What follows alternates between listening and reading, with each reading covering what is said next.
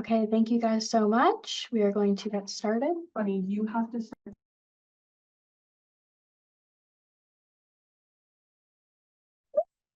Perfect, sorry.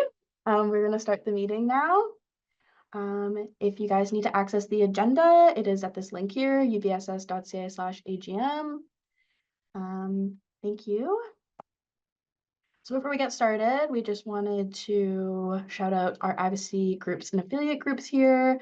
Our advocacy groups are 5 constituency groups plus the NSU that represent different communities here on campus. We have SSD, the Native Student Union, Gender Empowerment Center, Students of Color Collective, and the Pride Collective.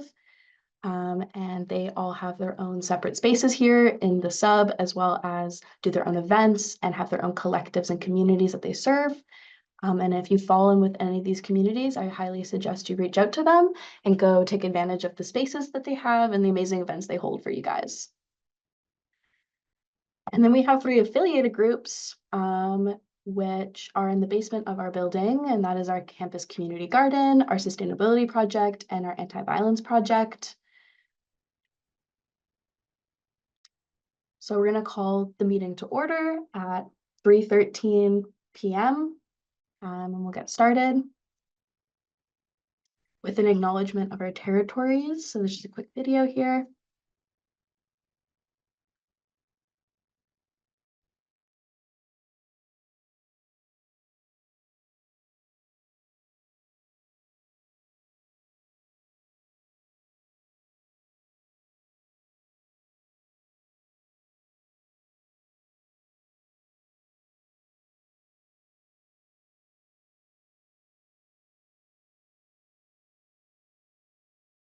Sorry, I was just told there's no audio.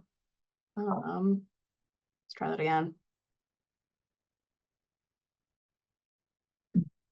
Hello, my friends. We're just sharing our ways with you to make sure that you feel welcome in our territory. We're called the Coast Salish people, we're the Lekwungen people. On our west coast, we have the Nuu-chah folks, and on the north part, we have the Kwakwala people. All I'm really doing is sharing this with you so that you have that grounding base from your own home, that we're not telling you to change your values or anything. We're just sharing this with you, with the way we work with it. And I want to make sure that you really feel welcome in our territory. And I say, Aichka, welcome to our Lekwungen territory. Aichka. Thank you. And this is just a Indigenous land map. So if you are unaware of the land that you're living on, this is a really great resource to learn about that, as well as the land that you lived on and grew up on. It's really important to know the relationships that you have. So this is a really great resource that I recommend everybody utilizing. These are some important links to the territorial acknowledgement. We have the 94 calls to action, and then we're also linking our Native Student Union. And now we're going to go into the approval of the chair. If you have a question or would like to speak in favor or against this motion, which is approving the chair, you could use the raising hand reaction.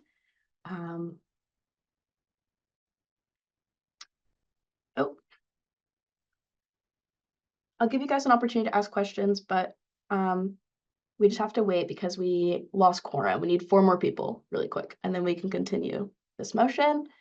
But a chair is essentially somebody who is going to be facilitating the conversation in the meeting between us, the board of directors, and the UVSS and the students. They are following something called the Democratic Rules of Order, which is what we operate within at the UVSS. The chair is impartial to us and is a third party that is hired to be here at the AGM, and we really appreciate Carrie doing that for us. They also chaired at the SAGM, and they did a fantastic job. So that is what Carrie is here for, and we can vote Carrie in once we make a quorum.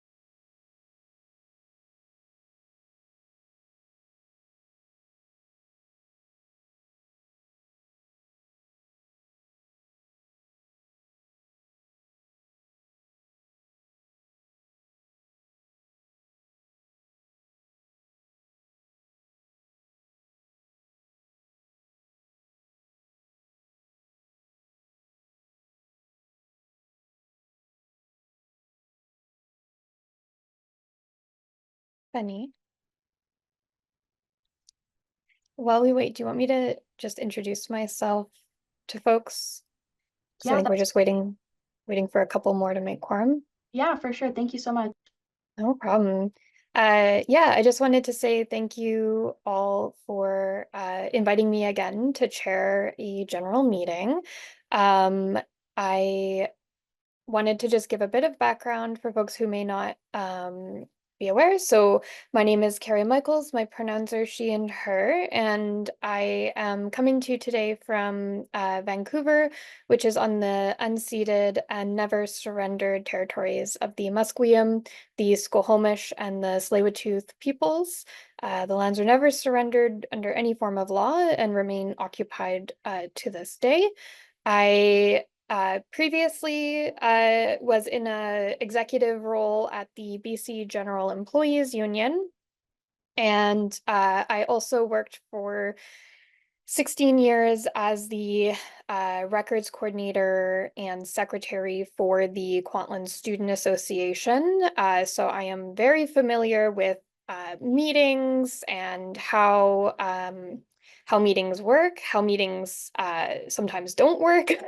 And I am here today to facilitate, as Bunny said, your general meeting. And really that's to make sure that we are um, following the processes that are laid out within the democratic rules of order, which were linked on the general meeting page under the primer. So if you haven't had a chance to review those, definitely are there and able to be reviewed. But I also am here to make sure that we're following the bylaws and constitution of the UVic Student Society, of which you're all members. And I am also here to make sure that we are also within the Societies Act, which is the overarching provincial legislation that governs the UVic Student Society and every student society in BC. And so, uh, you know, part of my role is to make sure that you as members of the society are able to participate as fully as possible in this meeting, while also making sure that the purpose of the meeting and the content of the meeting is accessible and is able to move efficiently. And so as Bunny said, if you have any questions or if there's anything you're uncertain of, just you can put up your hand, or I don't know if you want to put an X in the chat, but we will do our best to answer any and all questions. But yeah, I hope that helps explain a bit of who I am and why I'm here. Thank you so much, Carrie. I really appreciate that introduction. We still need 6 more people and then we can vote. So one moment.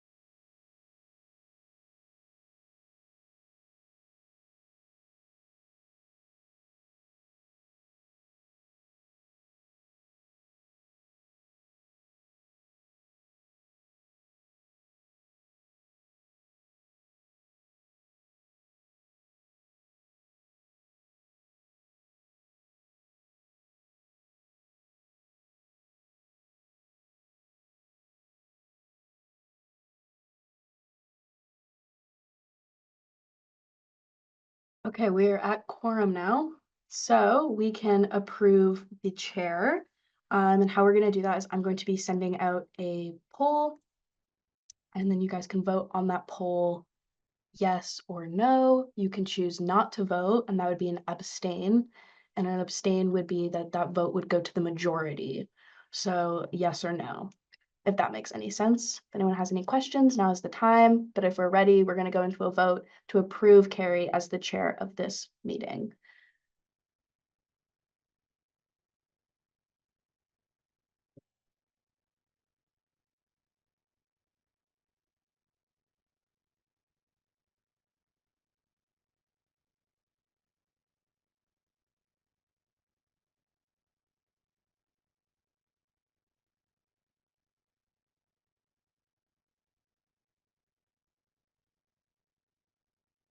Now let the question be up till about 3:25. Oh, it already has a timer. Perfect.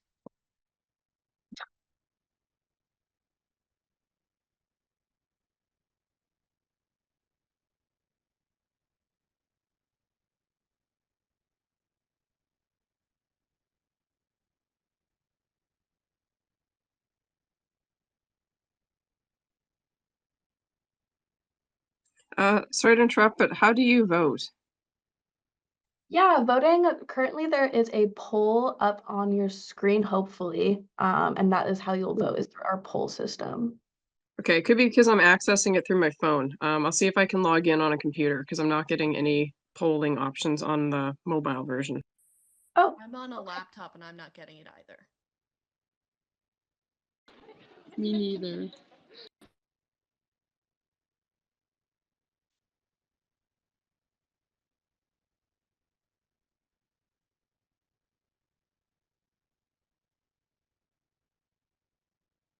a student just messaged me and said that they're on the mobile and they saw it in the chat. So maybe it's in a different location.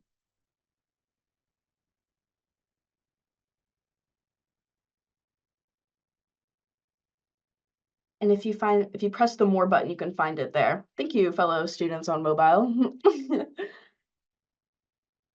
Okay, we will say that that motion is approved, and Carrie, you are voted in as the chair of the AGM. Thank you everyone who participated. I'll reiterate what Comms has said in the chat. If you cannot vote, please message Carrie with your vote. Yes, and I can make sure folks get a summary of the results. And if anyone's having any issues, please let me know. Thank you. Thank you, Bunny. Thank you to the wonderful folks who are also operating the Zoom and who are letting folks know who are in the waiting room to fill out the form. If you know someone who's trying to access the Zoom and they're in the waiting room, just make sure that they've had a chance to fill out that form because we need to verify your student's information in order to make sure that all eligible voters are participating. And we are going to go back to that original motion, and I'm going to turn it back over to Bunny for a explanation of what we need to do. So sorry, folks. This is a very overwhelming meeting. There's a lot of components happening, and I totally forgot to get a seconder for the motion previous, which basically just means that you second the motion. You are okay with us putting that on the bill to be voted. So Lauren is going to be the seconder, and I also need a mover. Someone who's going to move the motion for me. Kushi is going to move it. Thank you so much. We already did the vote, so back to you, Carrie. Thank you. And I don't think the lack of a mover and seconder would have changed the outcome of the vote. Sounds like everyone generally supportive, so thank you for that. Yeah, good catch. So as we were saying, yes, please let me know your vote and then we will adjust as necessary. I do also want to note, so we have a number of business on the agenda. So Before we go into that, though, I do want to reiterate in terms of facilitating this meeting today that we are all here to make decisions on behalf of the student society. And so where our views differ, where we may disagree with decisions that are made, ultimately we're all here for the same purpose, or you're all here, I should say, which is to make decisions on behalf of members, students at UVic who are members of the student society. And so we just ask that folks be courteous, be kind, and to make sure that we are doing our best to follow the agreed upon rules of order, and that, you know, we wait our turns to be added to a speakers list should we need a speakers list. And that's my role, is to make sure that everybody gets a chance to participate and to speak. And, you know, I'll obviously explain as I go along anything that I'm doing to ensure participation is possible. And we want to make sure that folks can be heard without interruption. And if there's any questions or any concerns, you're welcome to message me, and I will address it. And we are also making sure that we are, as I said, complying with all forms of laws and legislation that govern this society. And so in particular, that's the BC Societies Act, which has guidelines and rules around provisions to hold a meeting like this. We have particular timelines and notice requirements because the annual general meeting is one of the highest decision-making bodies for the UVic Student Society. So we want to make sure that when we are bringing decisions to an annual general meeting, there is enough notice given to the membership so that anyone who is interested in participating has the opportunity to know what's being decided and to be able to participate, have their say, and be part of that process should they choose to. And so that's why these provisions are important to protect the democratic participation of all members of the student society. Again, I am not a member of the UVic Student Society. I am impartial in that I have no vested interest in the outcome of this meeting. I want to say thank you, though, to all of you who are participating and attending, because I know, you know, this is an incredibly important democratic process and body, and it's really, really great that everyone is here to participate. So that being said, we will move on to the adoption of the agenda. So the agenda is as circulated. It was posted on the website, and it's before the body. I'm going to ask for a mover, and I'm going to check. Tyler, are you moving, or do you have a question? I am not moving. I'm here because from the agenda posted on the website, it looks like a motion that is not present is the one from the Student Strike for Palestine campaign, which is, should I read it out? No, so what I'm hearing is Mhm. that the agenda that's presented, you feel is missing an item. And Yes. we technically need to move and second the adoption of the agenda in order to discuss the agenda. I know it's a bit of a strange thing, but I'm going to ask first for a mover and a seconder. Okay, I've got a mover, Lauren, and a seconder, Isabel. So, and the one thing I will say, thank you for a mover and seconder. So I will also say there are guidelines within the UVic Student Society bylaws in terms of how this agenda is created. So my understanding is that there's timelines that are out there for students to submit a resolution to be considered by the board of directors, which then creates the agenda for this meeting. And so the agenda you see before you is the agenda that was duly moved and approved by the Board of Directors in line with the bylaws of the Student Society and in line with the Societies Act. So I will also note, Tyler, to your point about a motion not being on the agenda that sorry, pause that. For the minute taker, I will say Lauren AIMOE, Amo, was the mover, and Isabel Easton, EASTON, was the seconder. And if you need any other aspects of the name spelled out, please let me know. Sorry, so as I was saying, there's a process to create this agenda, which is through the Board of Directors. But in addition to that, when things are not, if you believe there was a motion that should be on the agenda, but it is not there, the Societies Act requires 14 days notice to the membership on the agenda of what's to be discussed. So even if there's something missing, whether it was in error or if it's in the case that the Board of Directors didn't have the motion before it when coming up with this agenda, there wouldn't be the ability to put that motion on the agenda at this meeting because we would be violating the Societies Act 14-day requirement.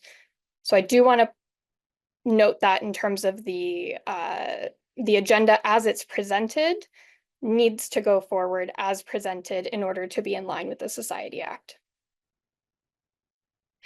So Tyler, you have a hand up. Yeah, so we did raise this motion by email on September 23rd. We never heard anything back about that. And so, yeah, I wanted to basically like, what's the deal with that? Yeah. So I think any questions or concerns around what happened in terms of the process of putting the agenda together would be best directed towards the board. At this point, people had the opportunity to review the agenda as it's presented, and I want to respect the fact that we have this meeting as scheduled today with this agenda. So I'm going to go to see if there's any other questions or anything on the agenda, and then we will move to the vote.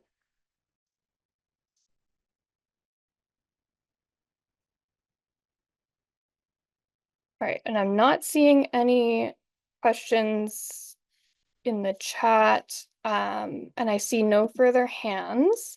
So I'm going to ask for the vote to be run on adopting the agenda.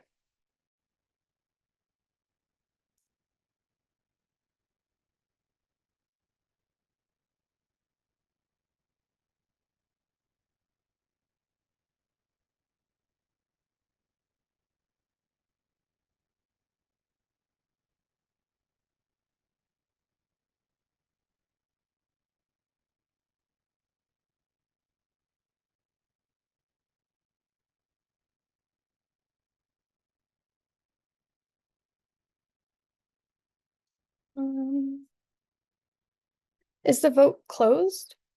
No, okay, it's still going.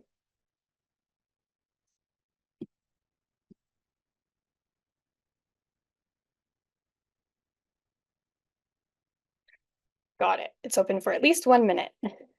Thank you.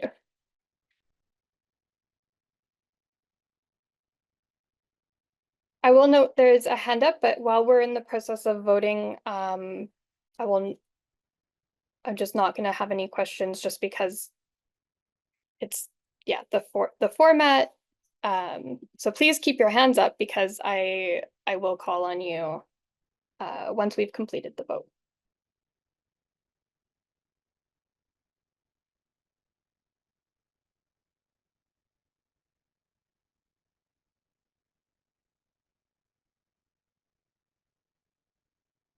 And is anyone? Okay, so the motion to adopt the agenda passes. So the majority of votes cast were in favor of adopting the agenda. So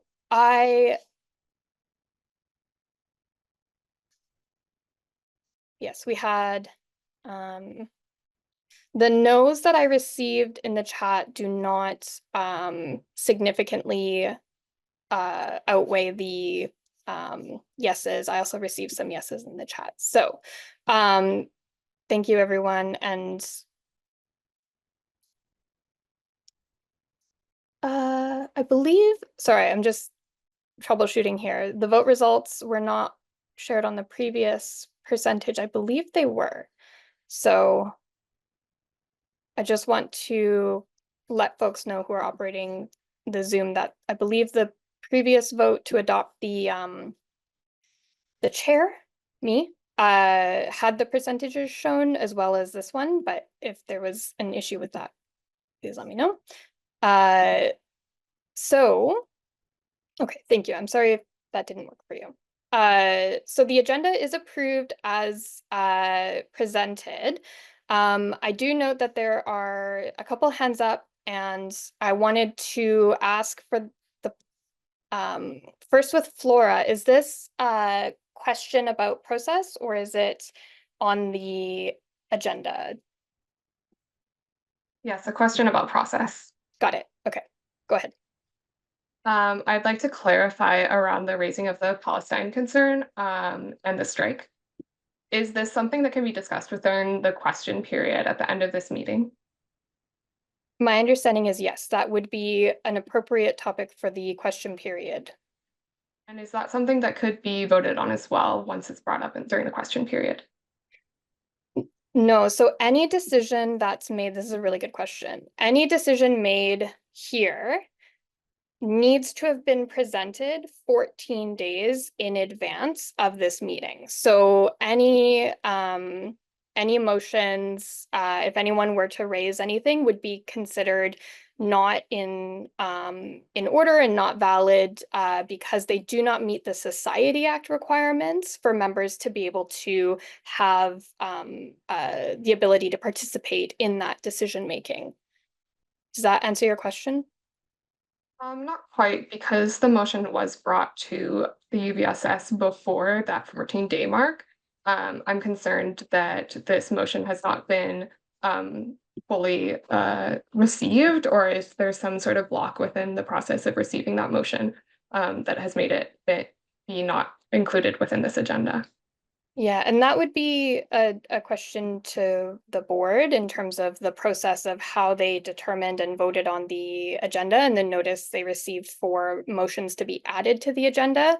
Again, because the Societies Act states that anything to be considered at this meeting needs to have been put forward 14 days in advance to the membership, it cannot be included at the meeting today. Thank you for clarifying. Thanks. And then Camille, do you have a question on process as well?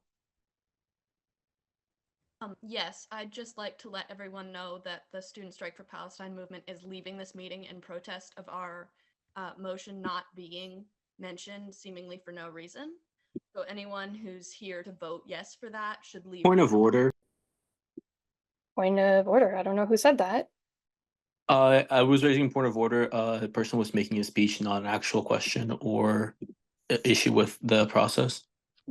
Yes, that's correct. So folks are free to join and leave for any purpose. PSRI cards. Do you have a question about process? Yeah, sorry, hang on. Pardon me, I'm sick and I'm confused.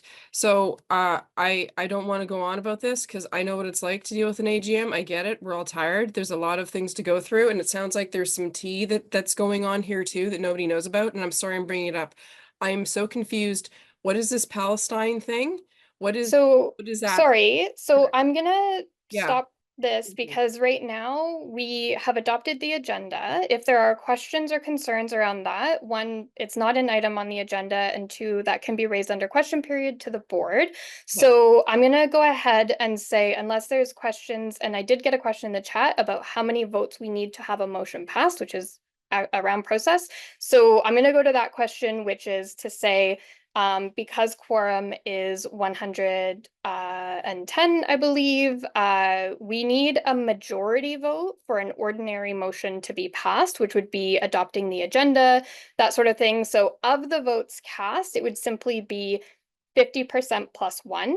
That will change based on who votes. Some people don't vote for certain motions, others do. The other thing I will note is that we've lost quorum, which means we can't deal with special resolutions. However, the meeting can continue for any ordinary resolutions. So I want to be clear, just because quorum isn't present doesn't mean the meeting shuts down. It just means that there's certain business that we cannot conduct during the process of this meeting. So, and we will clarify what those processes are. So, I just want to check if Artem or Tawab, these are questions about the actual process about the meeting, because I will move on to the adoption of the minutes. Hi, yes, I was just going to ask, so now that we've lost quorum, I don't understand what you mean by only special resolutions can't be voted on. I'm just a little Right. lost. No worries. So, for a society, the annual general meeting is a requirement to hold. And at your annual general meeting, you have to do certain things, which includes your budget, your financial statements, your audited financial statements. Those all have to be presented to the membership for transparency. There's things called special resolutions, which are motions that might be amending the bylaws, which is the highest governing document within the society. That can only be done through a special resolution. So you do need quorum for that. So again, just because there's no quorum doesn't mean the meeting stops. It just means that special resolutions may not be able to come forward. And then that means your democratic documents may not get updated. It may mean that financial resolutions aren't able, or not financial, but like position resolutions wouldn't be considered if they were on the agenda. So I hope that clarifies. And then I do want to move on to the minutes. Farida, is this a question about process? Yeah, sorry, just a Okay. quick clarification question. This is my first like AGM, so I don't really understand what you mean by quorum. And also, you mentioned something about like groups submitting in proposals, like it has to be like 14 days or something to be included to the agenda. Yeah. So, like, okay, so does that mean that like the UVSS team, like, do they not have any say in what gets So, or not? so I can answer both. So quorum is a fancy Latin term that just simply means the minimum number of people in order to conduct business. So in this case, for the annual general meeting, to just hold an annual general meeting, the quorum is like 20. It's very low. However, the special resolutions are set out in the bylaws, and that requires a percentage of the membership to be present. So that's when we say we don't have quorum, really what they want to emphasize is quorum for a special resolution, because that's what's going to actually determine kind of like the governing documents of the society going forward. The other piece around how this agenda is created and the notice requirements, I'm not going to go into it here because this is really something that should be brought to the board, and it's also laid out in the bylaws, which are linked on the annual general meeting page. And so I encourage anyone, especially if you're attending for your first time, go look at the bylaws. There's an entire section on general meetings, and it will lay out the requirements that the board of directors follows in order to make this meeting happen. So I'm gonna ask if there's a motion to adopt the minutes of the previous meeting.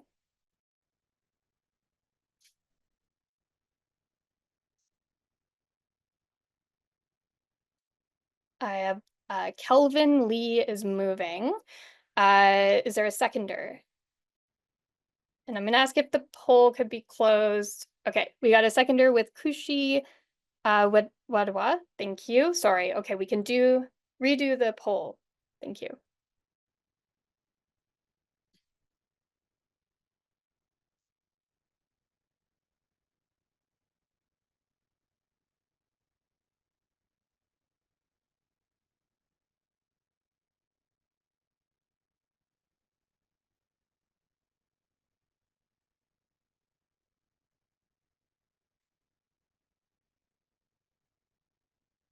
Oh, the mover was Kelvin Lee, Kelvinlee.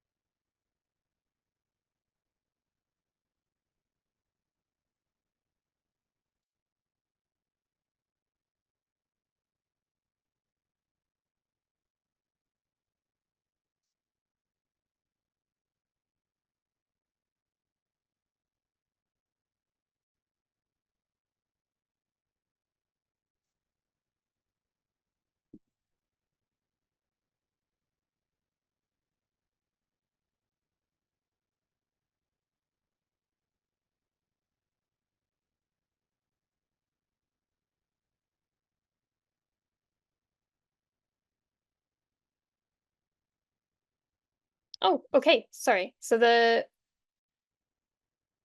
the motion to adopt the minutes has passed. The majority of votes cast were in favor. I received a couple votes in the chat. They were in favor as well. So it just adds to the passing. So that being said, I'm going to say thank you for approving the special general meeting minutes. And I know that we're going to move on to special resolutions. However, there's a lack of quorum. So I'm going to ask if we should call for a recess, and folks who are here should text everyone you know, tell them about this super fun meeting that you're having, and that they should be here. So,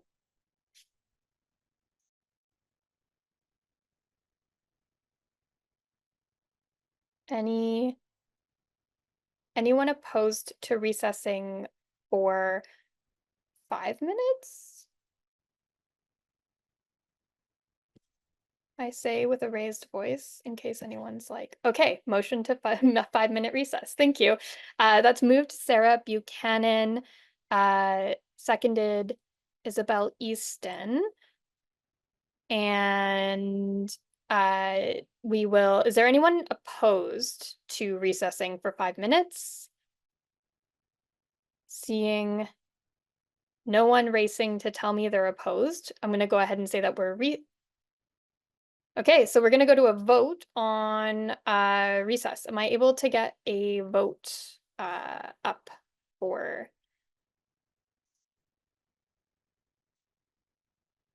Okay. I am waiting for a poll. Thank you to the hardworking staff who are setting these up.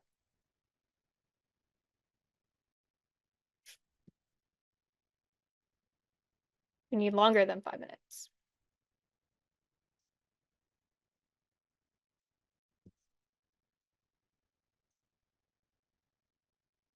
All right.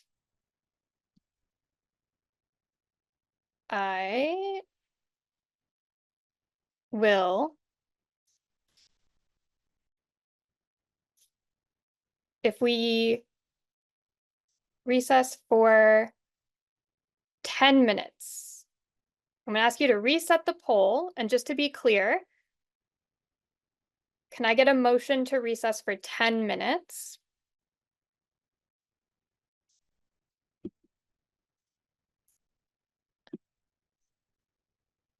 And a seconder.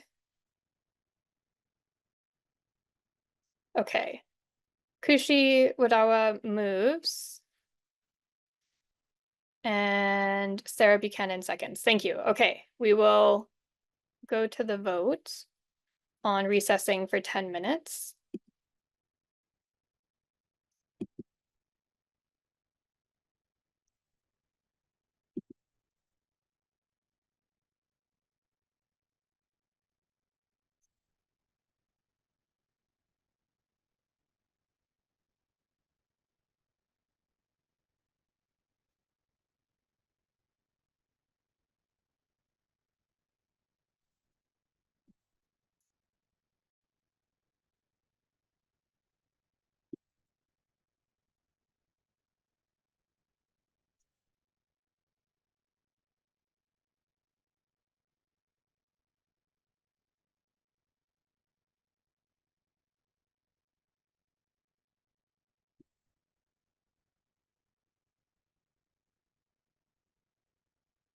Um,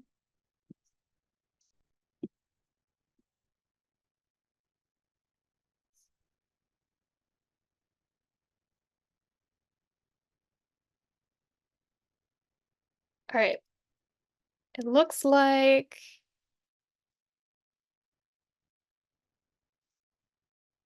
make sure you get your votes in.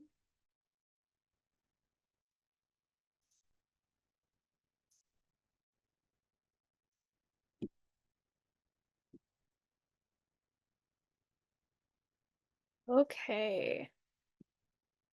So we will take a motion to recess for 10 minutes. Ask folks to stick around, don't go too far. We will be back at 4:05 to continue the meeting.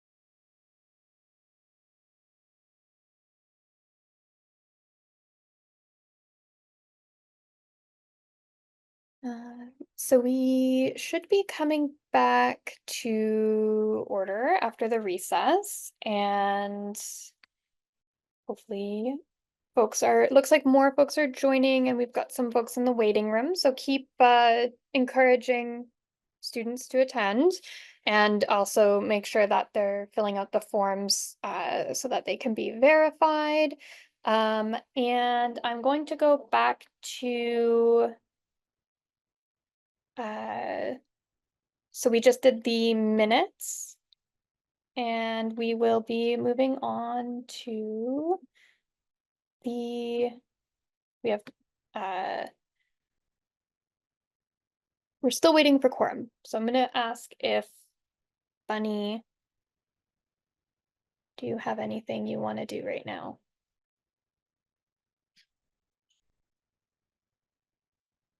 We have people in the waiting room. We're just letting them in right now. And then hopefully when we let everybody in, we'll be at quorum. Perfect. So we will sit tight. Just a moment.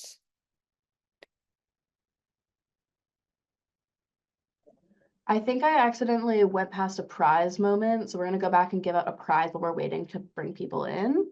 Okay. 1 second. Oh, 1 sec. Oh, yes, we skipped the JBL clip-on speaker Yes. in our excitement. Okay, perfect. You should be able to see that now.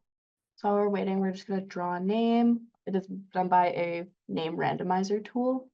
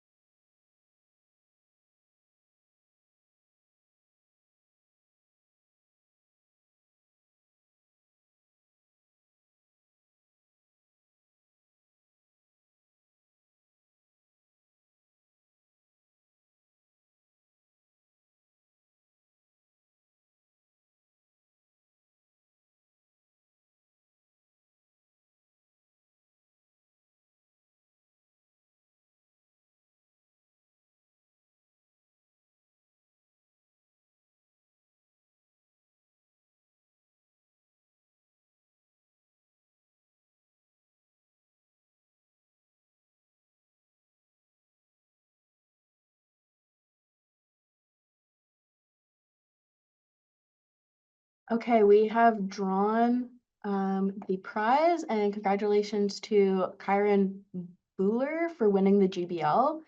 You'll be emailed with instructions on how to pick up your prize from the communications office. So congratulations again.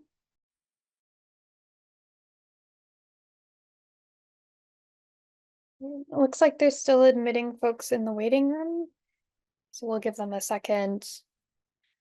This is akin to people like filed at the door, so we'll just take one moment and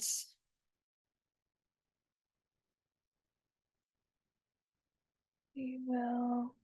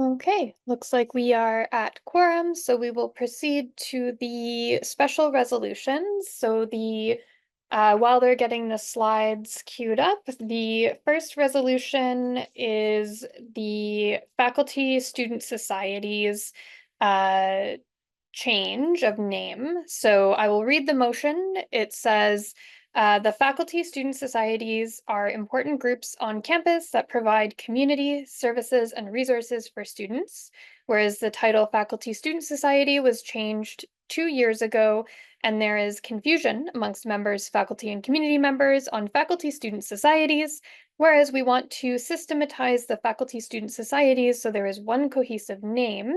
Be it resolved that to change the name from faculty student societies back to professional development unions in the UVSS constitutions and bylaws. And be it further resolved that the UVSS constitution and bylaws be amended as in the package Professional Development Unions Constitution and Bylaws 2024, and that is appended to the motion. Mover is Bunny Williams. Is there a seconder?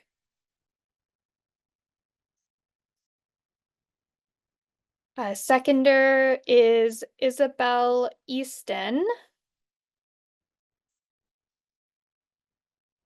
And I will ask if the mover would like to motivate. No, I'm all right. I feel like the motion speaks to itself unless people have questions. And are there any other discussion? Jobin? Hi there. Can you hear me fine? Yes, I can. Thank you. Awesome. Yeah, my name is Jobin. I'm the president of the Engineering and Computer Science Student Society here at UVic, which is one of the 4 faculty student societies here. I'd like to express my concerns regarding this motion uh, from changing the name from faculty student societies back to professional development unions. I believe this isn't the best choice for us as student societies. The term faculty student society more accurately represents who we are and what we do. It highlights the connection we have with our faculty and emphasizes our role in supporting students with community building, resources, and services specific to their academic programs. On the other hand, professional development union is a more vague title. It might not clearly convey to students what we do or why we exist, and like it could even cause confusion about our purpose. So like I just urge everyone to like reconsider this motion and keep the name Faculty Student Society. Thank you, Jobin. Ryan?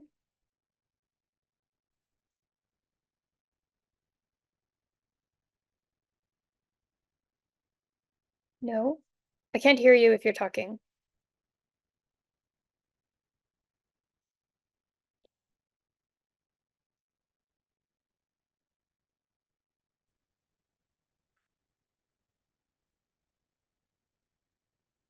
I'm not sure if Ryan's having technical difficulties or just doesn't have a question anymore. I am gonna, oh, there you are. Sorry. Oh, can you hear me now? Yeah. I don't know. Sorry, I'm on the campus Wi-Fi. Hmm. Hey, I would like to also express concern with the meeting in general and voice that this is anti-democratic, So, that motions are Ryan, being ignored against the I, RBC bank machine Ryan, and also I'm the gonna just motion. stop you here, please. As a reminder, we are all participating in this meeting. We have the agenda as it's been laid out, and we are on a motion currently. So I'm gonna go back to the speakers list. Seeing no further discussion on this motion, I will note as a special resolution, this requires 2/3 vote. I'm sorry, Jobin, we've already had first-time speakers on this, and there's no other debate, so I'm gonna go to the vote.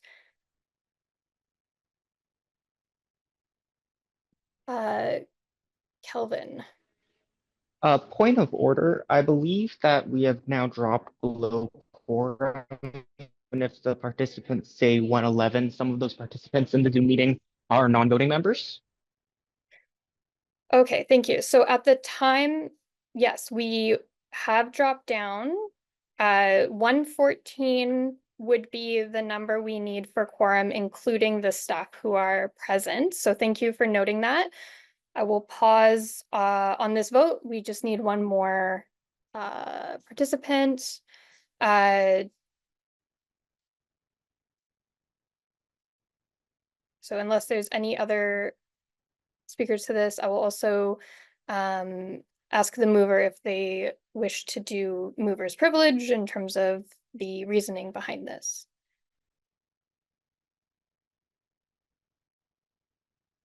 Yeah, I can speak to perhaps what Jobin was speaking on behalf of their concerns. So that change was made from Faculty Student Society or from PDUs, which what they were originally called, Professional Development Unions, was changed to Faculty Student Societies about 2 years ago. But a lot of people that I talk to that are a part of the Faculty Student Societies now still reference themselves as Professional Development Unions, as well as the university references them as that. And so it just aligns us more with the policies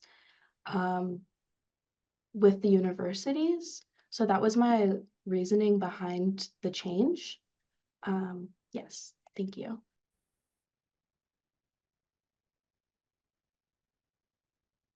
Thank you. So, okay, Jobin, is this a point of debate? Yes, it is. Yeah, I think it is. Okay, Yeah. Yeah, just like I understand name changes are difficult. Like we went through that a similar thing a couple years ago. We used to be just the Engineering Student Society, and now we're the Engineering Computer Science Student Society. Like it takes a while to get the word across, and like we're like finally getting to the place like where everyone at the university recognizes us as that. okay. Like I'm just like curious, I'm just uh like how much like work has been put into like make sure that the university recognizes uh the name Faculty Student Society, because I remember at club status like a few weeks ago, we were still being called PDUs despite in policy being actual faculty student societies. All right, thank you.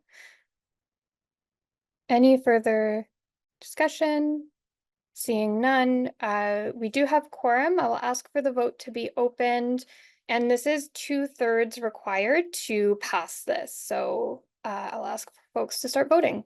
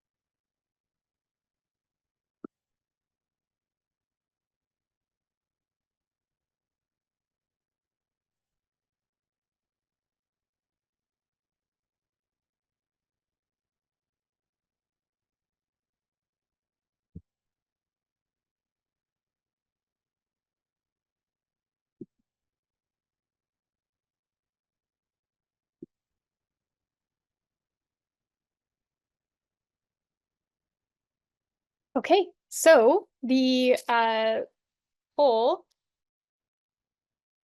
is the result of the vote is that it did not pass. And just give me 2 quick seconds here, because 2/3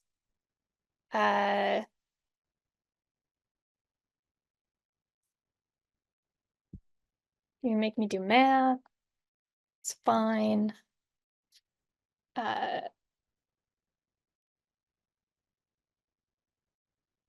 Yes, so we would have needed 58 votes in favor. I believe there were 85 votes cast. Wait, I'm sorry. Okay, just give me 1 second. This is our first math motion. So I just want to make sure I get it right. Uh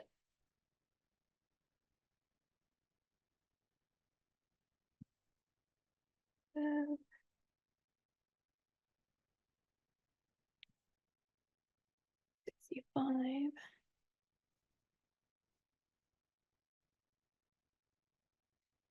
Yes, we so we would have needed 43 votes in favor. I did not consider the abstentions, so I had to rework my math. And so yes, we this did not meet 2/3, so it does not pass. Thank you everyone for voting and for bearing with my slow math skills. We will move on to the next resolution, which is resolution, whereas students have the right to create faculty student societies on campus through proper procedures laid out in governing policies. Whereas the UVSS wants the governing policies for faculty student societies referenda fees to be legible for students who operate under these policies. Be it resolved that the language in the UVSS Constitution and bylaws be amended, as in the package Faculty Student Society's Referenda Language AGM Amendments 2024. That is moved by Bunny Williams. Is there a seconder? Seconded by Isabel Easton. I will ask if the mover would like to motivate on this. Thank you. Thank you, Carrie. This is simply just a language change. I have done nothing to the actual content of the policy or made any changes in that way. As I was combing through Constitution and Bylaw policy, when I got to that part, I felt like I had to reread the sentence like 5 times to understand what steps I needed to take. And that was a sign that some students who wanted to start a faculty student society probably wouldn't be able to read that. And so I just made it a little bit easier to understand the steps on how to create fees for a faculty student society. Thank you. Is there any other? Oh, do you have another point? Sorry, I just wanted to say that we are down 1 for quorum, so we just need 1 more person. Thank you.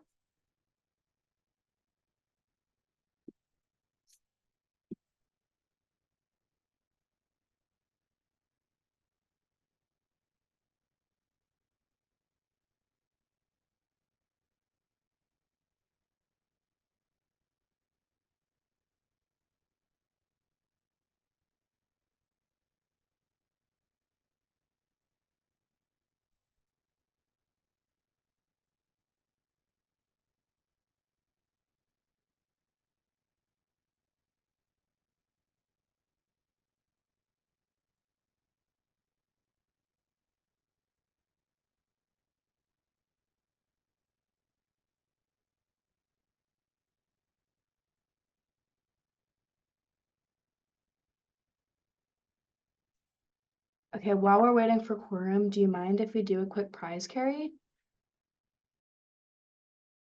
Oh my God, I muted myself to tell you, yes, please go ahead. Thank you. I'm just gonna skip ahead a little bit. Okay.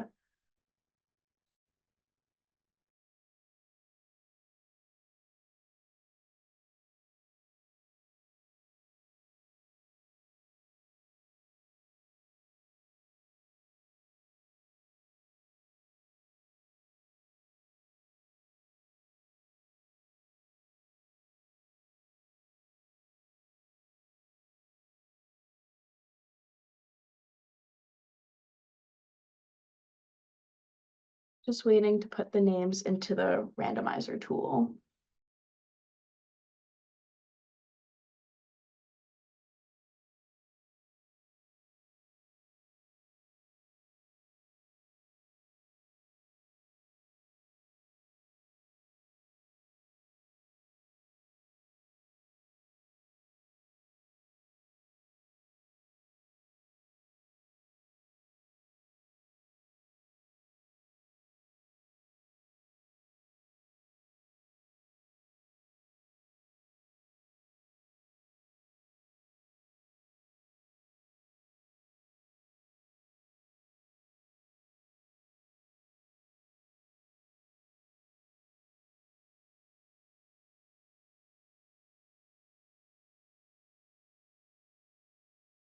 Okay, congratulations to Georgia D'Souza. You are the winner of the Camu Bagu Crescent Bag. We will be emailing you shortly to let you know how to receive your gift. Thank you. Thank you. And I want to go back to the motion that was on the floor as I know we have a hand up. Sam, is this on the motion faculty student societies? Hello. Oh dear. Hello, sorry about that. Can you hear me now? Yes. Okay, sorry about that. Okay, yeah, so regarding this motion, I looked over the wording in the document, the Faculty Student Society Referenda Language AGM Amendments 2024. And under 4.6, it looks like there's a change to point D and E that refer to student societies now as PDUs, but we just struck down I can help you with this. So this wouldn't actually adopt that language that was previously defeated. So the language would be consistent with whatever is in the bylaws as it's currently written. Does that help? Yes, it Okay. does help, but doesn't that mean we need to adjust it now before voting it through, or how does that work? It's no, it's not material to the intent of the changes. So the intention is the body that's being referred to, which the name will remain the same. So that language will change once it's put into the bylaws to reflect the correct terminology. So there's no need to amend it here because the intent is the same. It would be Okay. considered like a typo, basically. Okay, I understand. Thank you. Yeah. I see Jobin. Oh, sorry, I just had the same point as Sam. I just forgot to lower my hand. I apologize. No problem. Thank you. So I will see no further debate. We do have a quorum, so I'll ask for the vote to be opened. Again, we need 2/3 for this to pass.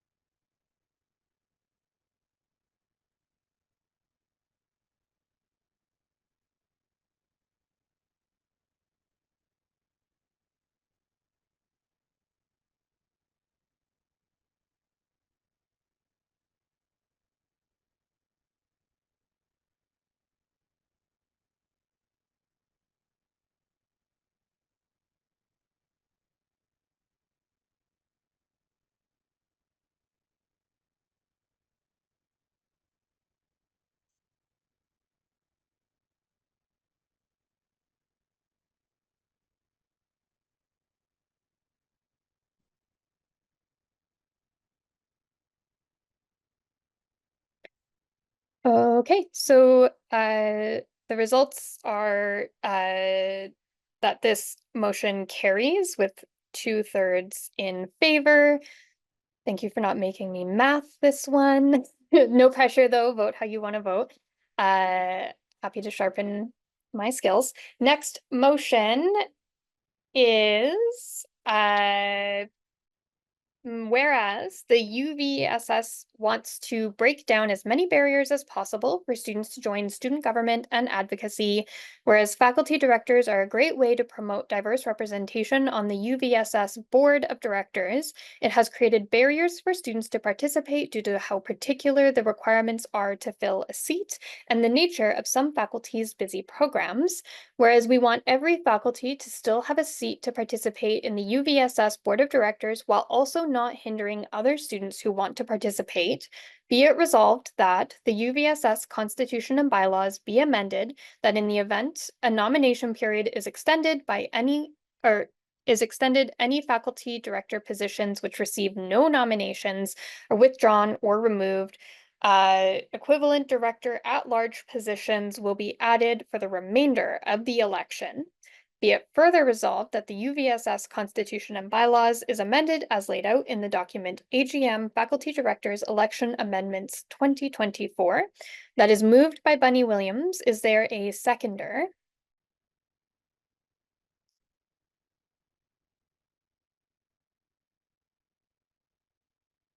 Seconded by Hamal Sharma. Thank you. HEMAL. Thank you.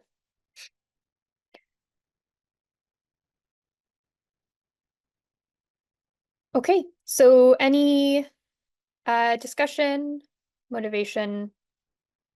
Bunny, go ahead. Thank you. So this is just to align our policies with electoral policy that functions in the UVSS. This was also a new addition to the board, which I think is a fantastic addition of trying to get faculty reps on the board and get more of a diverse portfolio. However, it has hindered our ability to have a full board. And so this doesn't stop people in those faculties from running. It just allows us to have a full board if somebody chooses in that faculty not to run the first time. And let's say in the second time that the election comes out, they decide, oh, I do want to run, they're able to run still, just as a DAO. So it doesn't stop anyone, it just allows us to have a full, robust board. Thank you. Thank you. Any further discussion? Seeing no discussion and we do have quorum, I will ask for the vote. We do require 2/3. Please vote.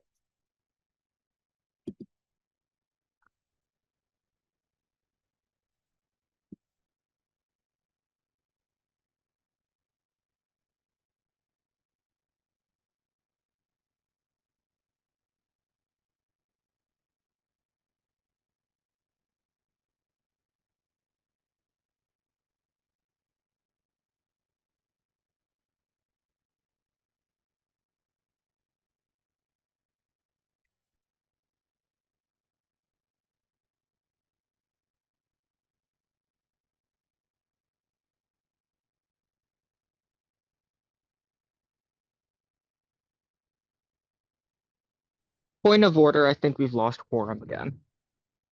We're in the process of a vote, so I will continue the vote as it was when it started.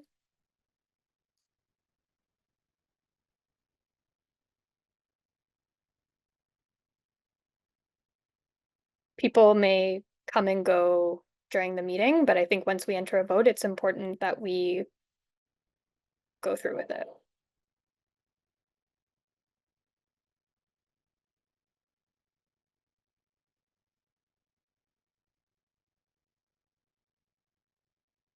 Okay, so the results of the vote are in favor, so that has carried. Thank you, everyone.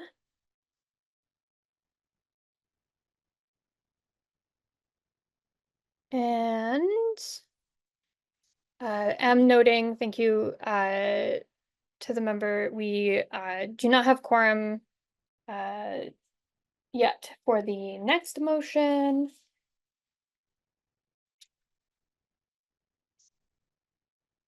We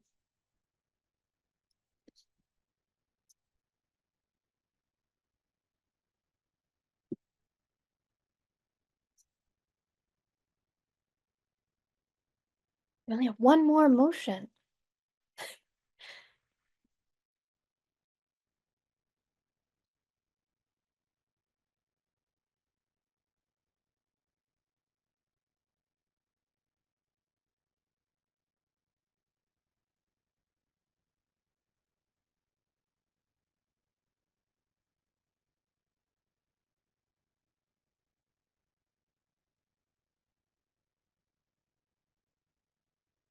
So there's a motion to recess for 10 minutes. Is there a seconder?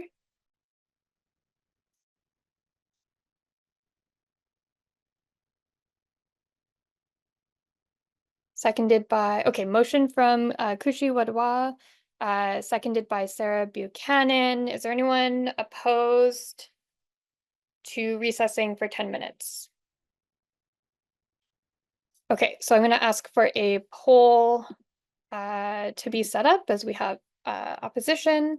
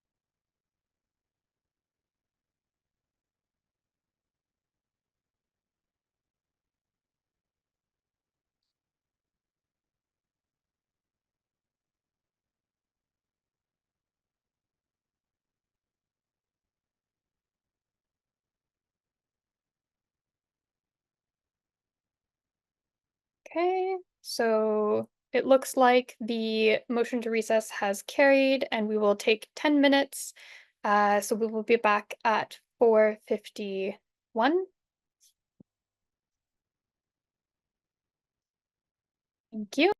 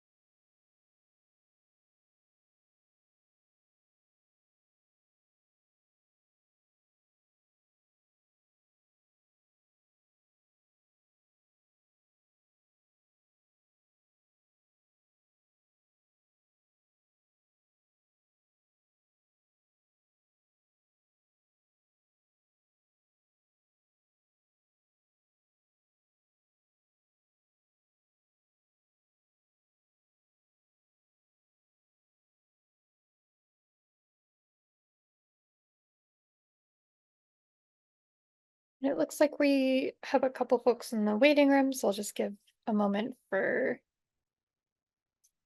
them to be admitted.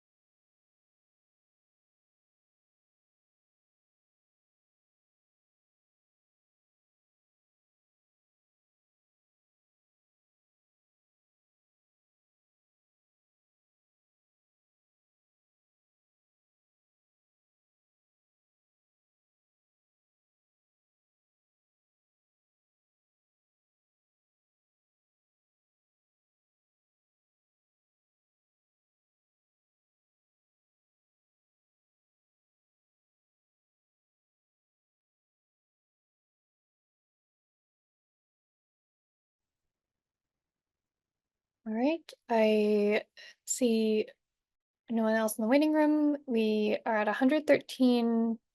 Just, oh, got someone coming in. Sorry. Spoke too soon.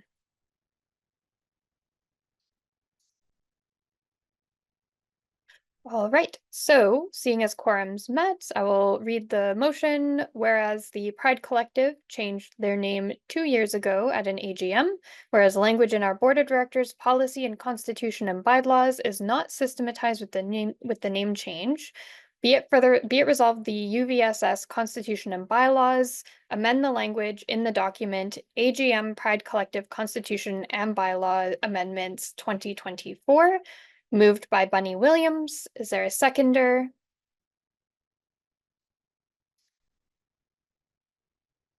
Seconded by Kelvin Lee. Thank you. I'll ask the mover if they would like to motivate. Seeing no, is there any discussion?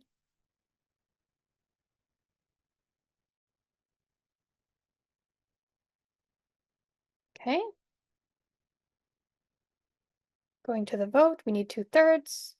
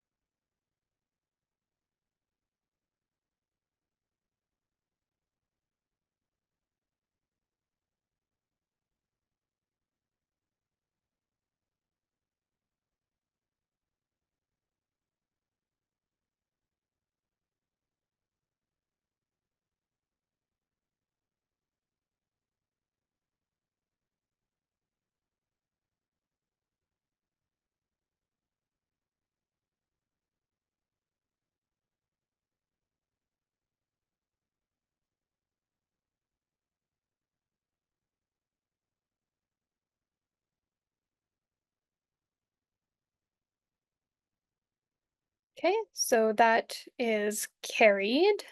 The results were 2/3 in favor, more than 2/3, but okay, so that concludes the special resolutions for this meeting. And we'll move on to the financial motions. Okay, so these are motions that require, they're ordinary resolutions, and so they require a majority. The first motion is whereas the UVSS values financial transparency and accountability, be it resolved that the 2024-2025 budget be adopted as presented as recommended by the Board of Directors for 2024-2025, and that is moved by Wadawa. Is there a seconder? Seconded by Isabel Easton. Is there motivation or discussion?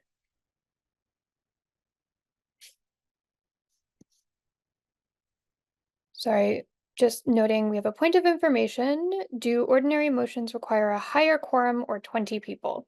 So we are at the point of the agenda where these are the mandated business for the AGM, and so the quorum requirements are the lower amount, so it'd be around 20, I believe. I will go to Kushi, and thank you for clarifying.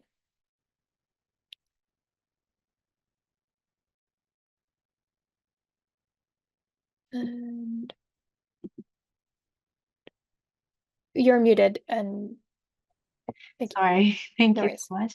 I have a presentation prepared for the budget and the audit as a part of motivation. If that's okay, I can share my screen and go over it.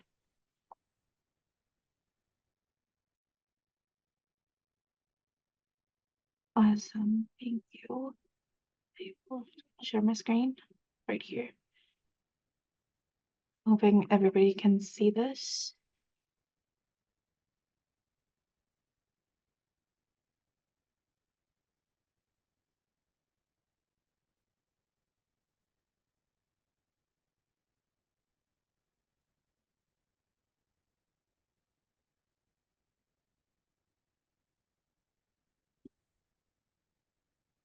Thank you everybody for bearing with me. It just took me a second to get this started. So we're going to be going over finances, the budget, and the audit today. My name is Kushi Wadhwa. I'm the UVSS Director of Finance and Operations, and I will be presenting the presentation today.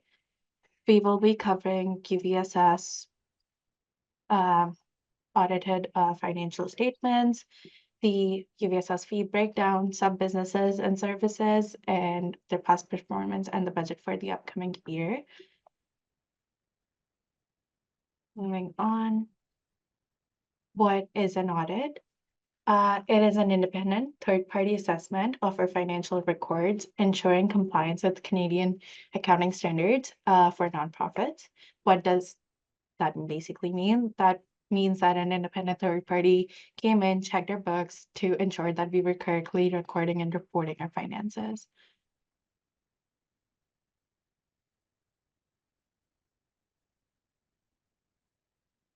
Our audit was performed by Grant Thornton, a leading Canadian accounting and advisory firm. And the most important thing I wanted to point out from the audit was the highlighted portion right here. In our position, the accompanying financial statements present fairly in all material aspects the financial position of the University of Victoria Student Society as at April 30, 2024, and its results of its operations and its cash flows for the year then ended in accordance with Canadian accounting standards for nonprofit organizations. What does that mean? It means that the audit for 2024 to 25 confirmed the audit for 2023 to 24 confirmed that the UVSS is in good financial standing and our financial statements are aligned with Canadian accounting standards. Moving on. Before we begin, general notes on our budget. once the UVSS board approves of the annual budget, it is set. We do anticipate some variances which can be explained in order to maintain accountability and transparency to our members.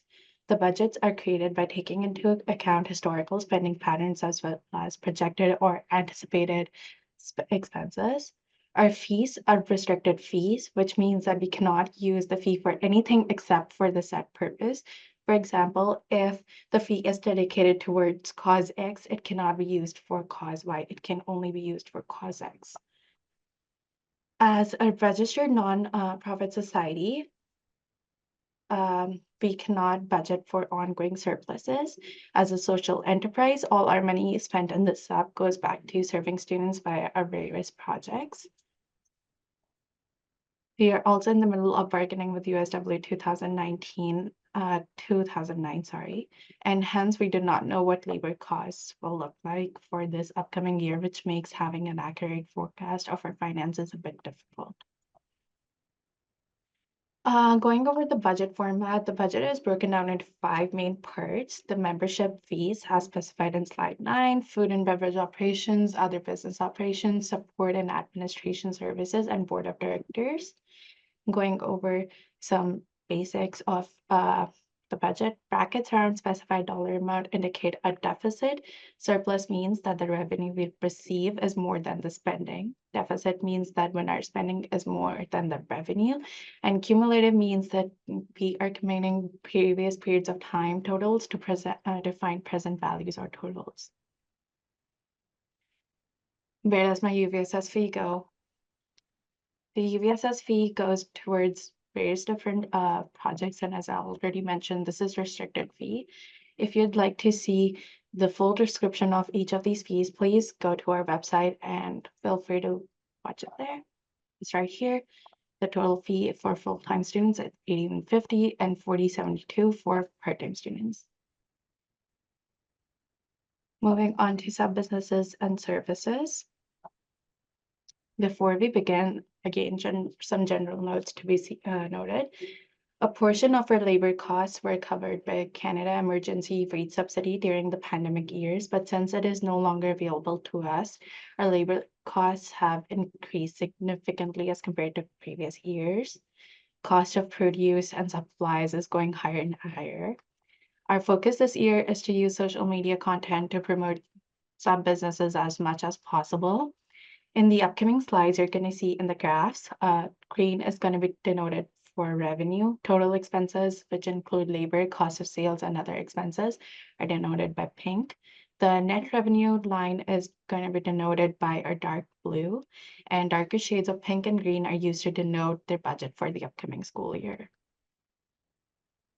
Starting with FELS, our campus pub, as you can see in the graph, green stands for revenue, darker green for the budget, and pink stands for total expenses, darker pink for the upcoming budgeted total expenses, and this blue line that goes right here signifies the net revenue. So starting over with FELS, our campus pub was quite affected during the pandemic years, but we are closer to breaking even, as you can see here. We are seeing a consistent decline in alcohol sales, but food sales remain strong and steady during lunch hours. We have recently updated the ice machine on the glass washer, which was a long time overdue. And we're very happy with the turnout at events such as trivia night and karaoke, and we're really excited to continue with battles of bands in spring. Moving on to being there, we see a consistent performance in the past couple years, which is great. We replaced the Mary Chef oven and hired a new chef de partie, and we're still known for the best pizza on campus. Really excited about that. Next up, HFB Health Food Bar. After so many changes to deliver more diverse food options last year and having an assistant chef de partie, we are expecting to be closer to breaking even in the upcoming year. We've also made some changes in signage to better reflect options available to our customers. Moving on to the grill, one of our busiest food operations with great breakfast options. It is doing consistently well, which we're really happy with. Moving on to catering and conferences, which is recovering well after the pandemic years. We also recently hired a new assistant catering coordinator, and the catering and conferences, if you've ever booked with them, you know they book up a year in advance, and that is great. We are competing with Uvss Degrees Catering that reopened last year, and we got back a couple major conferences, which speaks a lot about our staff's dedication to their work. Moving on to Zap Copy, our on-campus cheapest printing option. We hired a new manager last year that who is more comfortable in his role this year and has spent the last 6 months readjusting our pricing and in new additions of a large format printer and a new point of sale system. We hope to come closer to breaking even in the upcoming years. Moving on to Subtext, our on-campus textbook consignment store, which is almost breaking even, as we can see right here. We've been noticing an overall trend of decline in consignments, but with the new art sales, cute stationery, and variety of drinks that we're hoping to bridge the gap between breaking even. Moving on to Cinesanta, the on-campus movie theater, the decline in net revenue is consistent with the nationwide trend of less people going to movie theaters and shifting towards online streaming services. We're currently trying to cater to our student population with the low movie ticket prices and by screening more classic or popular movies. Examples include Twilight, Barbie, and we've also applied for a grant to offset some of the costs. On to Munchie Bar, one of our long-standing better performing businesses. As we can already see here, our baked goods selections is doing really well, and to expand our menu and services, we've added some cookies and matcha and pumpkin spice lattes. If you haven't tried, I would highly recommend doing that. We also changed our recyclable straws and cups to be more sustainable. Moving on to the food bank and free store. The food bank has seen a huge increase in demand starting in the pandemic years, given the food insecurity crisis as we've been seeing it. We've introduced several operational changes, including requiring V numbers and using an appointment-based system. To maintain the service, we had to allocate $100,000 from our operating fund this year. And while we're actively seeking grants and sponsorships to reduce our costs a little more sustainable, funding is needed to reduce pressure on some businesses to fund the food bank deficits. We are working with partners such as Alumni Relations and Uvss Student Affairs for donations as well. So what does all of that information basically mean? It means that we have to be more strategic and purposeful about our spending to remain financially sustainable in the upcoming year. Overall, the society is in strong financial position and was right on budget for last year, needing $380,000 from our operating reserve fund. We need to be able to fund the food bank better in order to take some pressure off the businesses to fund these deficits. In order to do so, we have made the necessary changes to track our spending and demographics to be able to apply for more grants and look for sponsors. We are also going to be introducing a business survey coming up in November of this year, which gives new students a chance to evaluate their food options on campus, ensures that we get a more fair evaluation of UVSS businesses, and opens the channels for suggestions or improvements. Questions, concerns? So I'll keep a speakers list. I did have one question in the chat, and then I'm not sure if that person wants to raise their hand or if they've already directed their question to you. But I'll give folks time if you need. Any questions? Sam Wilson, go ahead.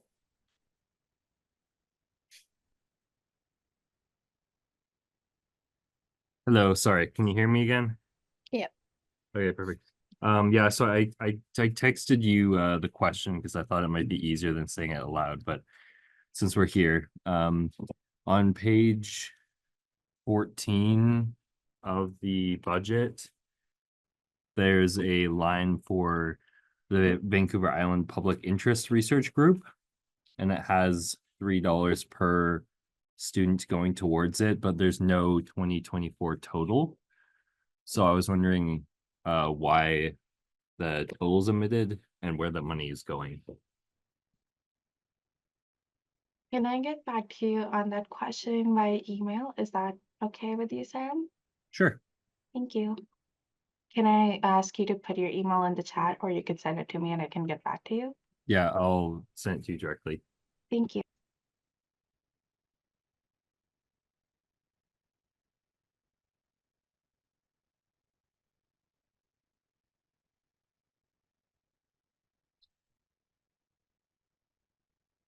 Okay, so seeing no further questions, the motion before you to adopt the budget, I will ask to go to the vote. And this is a majority vote.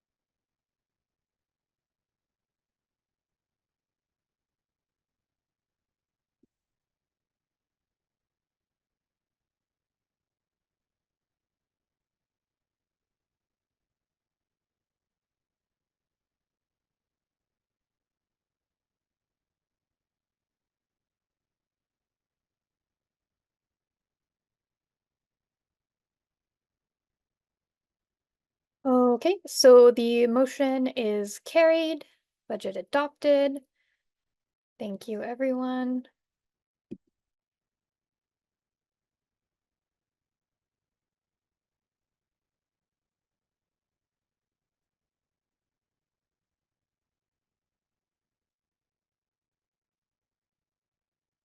Okay, the next motion, whereas the Finance Committee accepted a draft audit from 2023-2024 produced by Grant Thornton, be it resolved that the UVSS membership accepts the audit from 2023-2024 produced by Grant Thornton.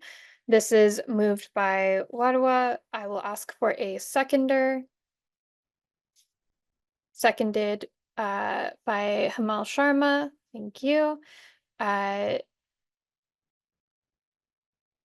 So it's moved and seconded. I will ask if there is a motivation, presentation, discussion, nothing. Okay. I see no one wanting to debate the audit, which is great.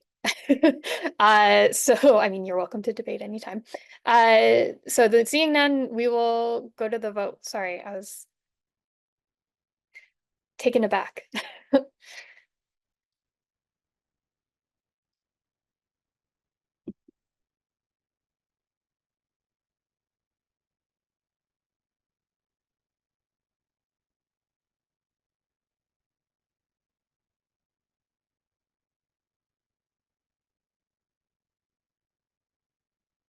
It was, thank you. It was presented in the presentation. I thought that was like a teaser, but you're right. Okay.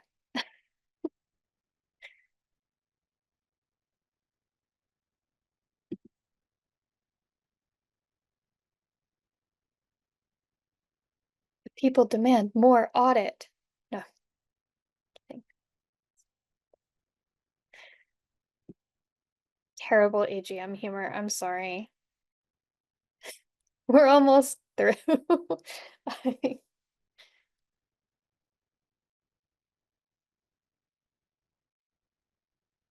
Uh,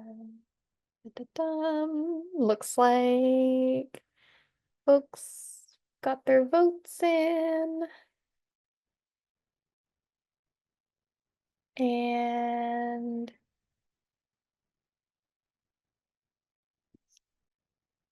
do we have the results? The motion is carried. Your audit is approved or accepted. Sorry, I should say it is accepted. Thank you, everyone. Okay, we are on to reports and announcements. I will turn it over to the board. And I am up first. So this is the announcement portion. And I'm just checking in on you guys on what I've been doing as elected officials. You guys are like our bosses as the undergrads, so I'm just letting you know what I've been working on and then what I'm going to continue working on. So we launched the UVSS onto Reddit and expanded our outreach to Reddit to host discussions and robust feedback. Reddit is a very engaged platform, and so we wanted to utilize that in a way that is constructive and to also inform my feedback when I'm coming and working with the university and understanding student needs. I like to think I'm tapped in to 20,000 people, but I'm actually not. And so that's a really helpful way for me to understand different perspectives and lived experiences that I may not be involved in. We worked on a petition for drug testing on campus. We reached over 100 signatures from community members expressing support to implement substance testing on campus, which is fantastic. And we launched a weekly online segment called Breakfast with Bunny, where we walk through kind of like what the UVS is, what we're up to, and just like make information more accessible and a little bit more diverse for that accessibility. We average around like 7,600 views, which is about 44% of our followers. I think that's really great outreach, and I think it gives out the information in a really interesting way.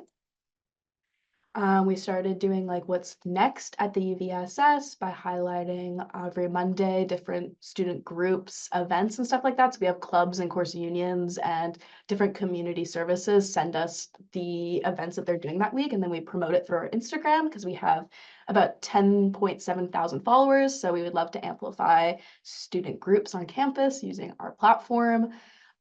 We also started doing monthly social media recaps to show what we've been working on throughout that month. And we started exploring different collaborations. We did a collaboration with Vikes and the library and UVic, and that has helped us amplify our messaging to students. I also did some obviously physical outreach. I'm sure some of you have seen me in either a classroom talk or around the campus yelling at people about particularly this AGM, but also other student issues.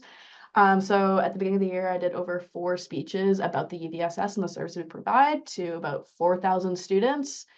And I also created a new UVSS handbill that was built on student feedback from previous years. A lot of students were asking to understand where their fees are going to, so I implemented a breakdown of your fees and then where they go into this handbill. Looking forward, I would love to host more roundtable discussions and student reviews on policies, university relations, and various student issues, kind of like what I'm doing on Reddit, but in more physical space. And we're going to be doing that on Fall Week. We're going to be doing a town hall on October 29th at 1 p.m. in the Upper Lounge. And this is to review EQHR's sexualized violence response policy that's going into review. And this is just an opportunity for people to share their experiences working through EQHR. And yeah, I'm just hoping it'll be a really robust conversation and we can get some really great constructive feedback that I could bring to the university during this review process. And then we are going to be creating some surveys. I'm going to create a survey for student residents that use the UVic food plan. It is no surprise that Cove food is not the most popular thing amongst students, and so I'm trying to gauge where people are at with that. And then I would love to create a working group on developing UVSS issues policy for the UVSS SAGM in the spring.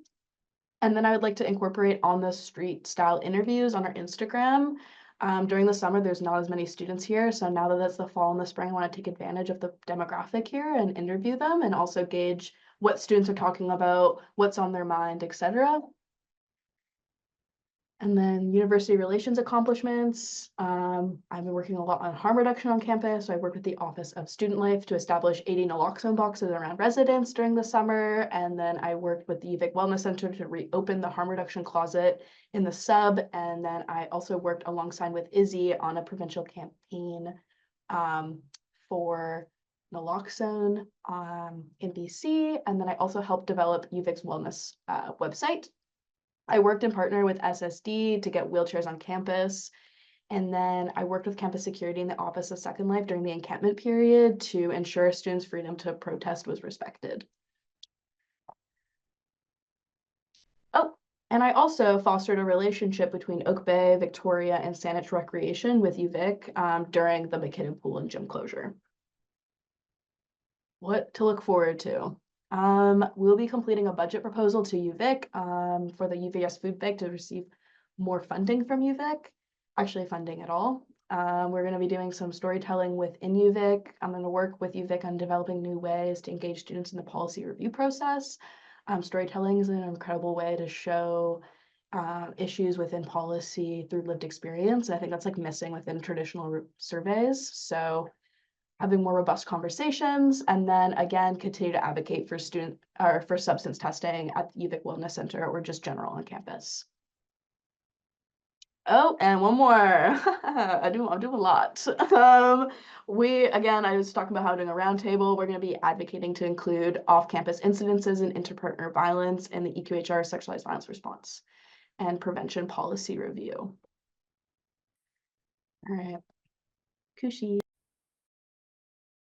Thank you, Penny. Can we move to the next slide? Thank you. So I'm going to keep this super short and snappy. My work until now includes, but is not limited to, finalizing the UVSS Strategic Plan 2024 to 25, which dictates what the UVSS lead directors would like to work on the upcoming year as leads and as an executive. I also developed the UVSS board budgets and supported the lead directors and their budgets as well.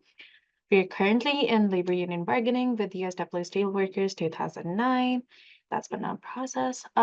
We've recently worked and implemented some really necessary changes to the UVSS Food Bank and Free Store, including one card verification to be able to reduce the deficit a little bit and track our spending better and have better information for grant applications. They do ask for a lot of information, which we usually don't have. I've also been on some hiring committees this year, which has been a fulfilling experience as always. And I'm also an active member on UVic Senate committees such as SCARDA and FRAC. SCARDA is Senate Committee on Admission, Re-registration, and Transfer Appeals, and FRAC is Fee Reductions Appeal Committee. And happy to be there. I've also developed some communication plans for the bus pass and the health and dental plan so that we can increase awareness about how to use the plan, how to opt out, what are your options. If you don't necessarily want to opt out, you can opt down. And as I already talked about it in my presentation before, I've also helped develop the UVSS business survey to provide our members an opportunity for feedback on how our businesses are doing as businesses on campus. Thank you. Thank you, Kushi. Just a little bit about my role. So I'm the Director of Campaigns and Community Relations here at the UVSS, which means that my time is split between developing and assisting in advocacy-based campaigns ran here on UVic's campus, as well as off-campus when applicable, as well as a community relations aspect where it's my job to communicate with public officials, levels of people in government, both at the municipal, the provincial, and the federal levels. So that's how my time gets spent here at the UVSS. By campaign, we've been doing lots of provincial and municipal advocacy. So under our Make Transit Work campaign, in June of this year, I attended a Victoria Regional Transit Commission meeting where I presented to that commission that a cost analysis be completed to reinstate Route 76, which is a bus route that used to run from UVic directly to Schwartz Bay Ferry Terminal. This bus route is really important to students, as around 4,000 students at UVic come from the Lower Mainland. And it's really an accessibility concern that this bus route was never brought back after COVID. So as a result of that proposal during that meeting, in their last meeting in September, that proposal to reinstate the route was approved, and this bus route is predicted to return January of 2025, pending on available resources. So in the new semester, hopefully you'll be able to get from UVic to Schwartz Bay Ferry Terminal a lot easier. Around safer use, which is our harm reduction campaign. Bunny already discussed a little bit of the things that we've been doing here on campus, but off campus, we've been developing a province-wide campaign about overdose prevention that launched at the beginning of September. So hopefully you've seen that on maybe some buses, on social media, things like that. That program is mostly aimed at community safety and well-being and encouraging individuals to become familiar with opioid overdoses, as well as the administration of naloxone. During my term, which has started in May of 2024, we've hosted 10 naloxone trainings, which means that we've averaged 2 naloxone trainings per month, which is an increase from former years that we've been hosting naloxone trainings. So we're very proud of that accomplishment, and we've been able to train a lot more students because of the capacity that we've been able to handle in partnership with the Student Wellness Center here at UVic. Last on this slide is Time to Vote, which is a campaign that we developed this year from scratch in partnership with 4 other student unions across BC. So we partnered with the University of British Columbia Alma Mater Society, the University of British Columbia Okanagan Society, Simon Fraser Student Society, as well as the University of British Columbia's Graduate Student Society. So this campaign was mostly catered towards our provincial election. If you're not aware, we're currently in a provincial election cycle. Final voting day is on October 19th. So if you're 18 years old or older, a Canadian citizen, and you've lived in BC since April 18th, 2024, I encourage you to get out to the polls by October 19th. Visit elections.bc.ca to find out a polling station near you. We just finished advanced polling here in BC, which we had on-campus polling stations. We also hosted a candidates debate to inform students better on their candidates in their areas, as well as encouraging them to get out to the polls, which was very successful and had over 100 in-person attendees. Next slide, please. Thank you. In our Let's Get Consensual campaign, which is our sexualized violence prevention campaign, we'll be hosting Sexualized Violence Awareness Week, which is a week where we talk about sex, essentially, here at UVic. We talk about normalizing the conversation around sex, around consent, around sexualized violence prevention, and things like that. So that will be happening from October 28th to 30th. If you'd like to learn more, there'll be a slide in just a moment. You can scan a QR code. So get something out ready or get ready to screenshot the page. We'll be targeting the Halloween red zone with this event, which is essentially a period where we see a spike in the amount of sexualized violence acts or cases here on campus. So one of the other things that we're doing to combat this is by hiring Good Night Out for additional weekends this year. So we hired Good Night Out in previous years and saw a positive impact of how that service, which provides active bystanders on campus to help students who may be experiencing sexualized violence or just need a safe space to contribute to. This year, they've had 929 engagements with students so far and have been very successful in intervening in situations where students needed support. Finally, we have Fed Up. If you're not aware, October is Stocktober here at the UVSS, which is an event where UVic employees can donate to the UVSS food bank directly from their wages. So that's one of the ways that we're looking to support our food bank, like Kushi talked to you about in her finance presentation. And we're also looking for more partnership and sponsorship opportunities, as Kushi mentioned, as well as looking towards ways that we can develop better to support our food bank deficit. Next slide, please. Looking forward, we have our final voting day I mentioned, October 19th. Our next upcoming naloxone trainings are on October 29th, November 15th, and December 4th. We have an AVP, which is our anti-violence project, the on-campus sexual assault resource center here at the UVSS. They have a consent workshop, which helps you learn about what consent is, how to practice consent, on October 30th at 2:30 p.m.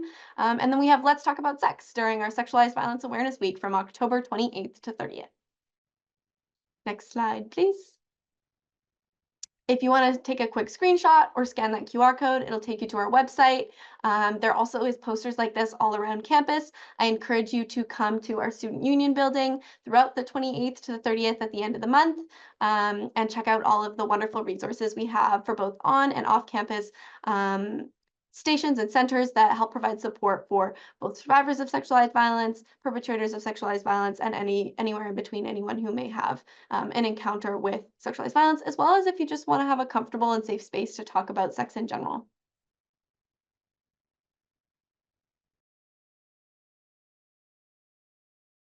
Hey, so my name is Sarah Buchanan. Hello, everybody. I am the director of events at the UVSS. I use she, her pronouns. And yeah, for events, I don't know, I do it. All right. So basically, I think of there as being two main styles of events. We've got the service-oriented events and the community-oriented events. For service-oriented events in this slide, we have a couple of different ones. Basically, these events are something that students get, or students get something out of it. So they get a free meal, they get a chance to get rid of some old clothes, they get a shuttle bus. It's all about like providing a service. So we do a few of these. We've got the monthly hot lunches. I started this up last year, and it was fairly successful. But this year they are more popular than ever. We feed around 300 to 500 students each time, and last year it ran for the full length from about 10:30 till 1:30. But this year we're actually running out of food about an hour ahead of schedule. So that is a sign that we need to start preparing more food. And the kitchen is kind of already preparing at max capacity. So what we're doing is we are exploring partnerships with the university community to increase the amount of food we can serve. Hopefully that allows us, well, it's a great sign because it does allow us to serve more and more students that are in need of a hot meal to help offset the affordability crisis in whatever small way we can. We've also got a clothing swap coming up. I love these ones. I always get a fresh pair of clothes. It's the best. November 19th and 20th, we accept donations in the board offices through the event as well as prior. We accept donations in the board offices prior, starting November 4th, as well as throughout the event at the event location. If you'd like to come, but you don't have anything to donate, that's perfectly okay. You can still come and pick out whatever you want, and vice versa. If you want something, or if you want to donate something, but don't want to take anything, that is completely okay. You can just drop off your donation and we'd be more than happy to accept it. Come to the NPR 10 to 4, November 19th and 20th. And yeah, all of our leftovers are donated to charity. So last year we donated the leftovers to Our Place downtown, which is a free store for unhoused people. I was very happy. We had a couple of very sizable bags. So hopefully something similar this year. And then the shuttle bus coming up.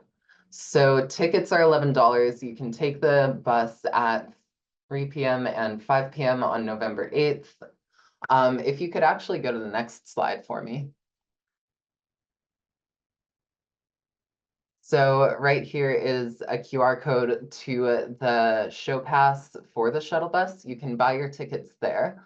Currently, we've we already sold 10 before we even started like promoting this event. It tends to be very popular, so if you want to reserve a seat, it's a good idea to get it sooner rather than later. So yeah, that is kind of the services we've got going on. There are more coming up in the new semester, but for now, I feel like this is enough information for y'all. Up next, we have the community-oriented events. Obviously, community is a very important part of the university experience. Moving out here from a different city can be very isolating and challenging, especially for newer students. And as like the student union's event director, I have a really, I guess I just really want to make sure that people feel like they have community that they can come for and find support in. And part of that is just having a good time. So I do events like that. I do throw parties. First off, this year we started off with campus kickoff. So campus kickoff is 3 parts. We've got bands on the roof, we've got movie in the quad, we've got the pancake breakfast. For bands on the roof, I actually took them off the roof for a couple days. I know, crazy. But I wanted to experiment with locations, see if we could draw a better crowd if the bands were closer to the audience. And most of the time it didn't have the results I thought it would, but I got some bands that actually drew like some very good crowds, like about 40 or 50 people there. But anyway, it was a bit of a kind of not a failure, but it wasn't like as successful as I'd hoped. So I'll see what the events director wants to do next year. But movie in the quad, we showed Mamma Mia. We got about 1,000 attendees like usual. But for some reason, we got more than double the donations we did last year in terms of food items. We had like 4 full cardboard boxes rather than 2. So that's a success. At the same time, we also we're taking online and cash donations. The food bank, oh, I wish I had the numbers for it, but it did get a number of donations. And the pancake breakfast, that one went fairly smoothly. We served 800 students. I mean, it's about the same as every year. The night market though, this is one I'm very proud of.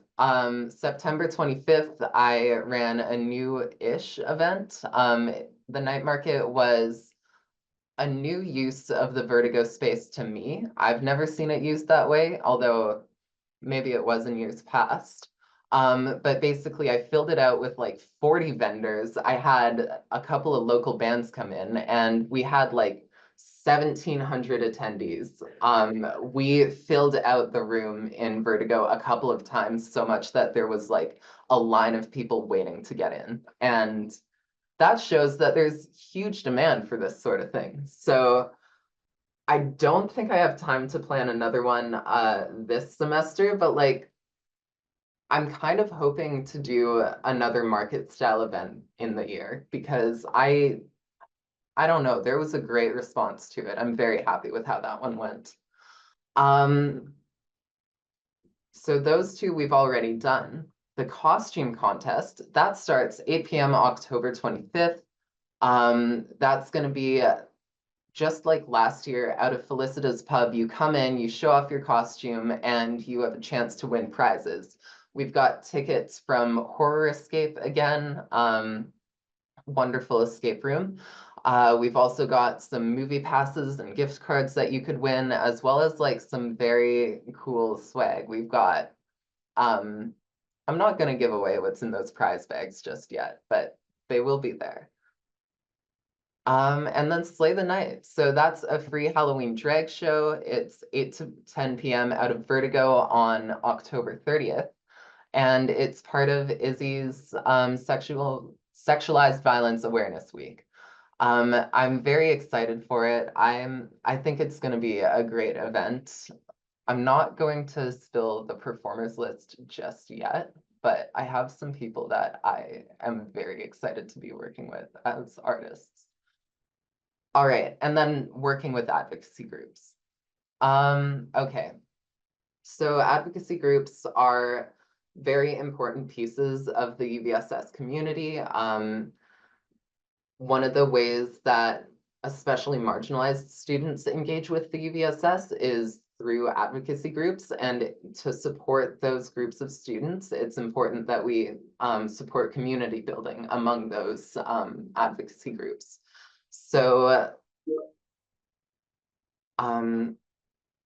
like last year, I guess, for example, I helped out with Sexpo, which is a week of feminist events.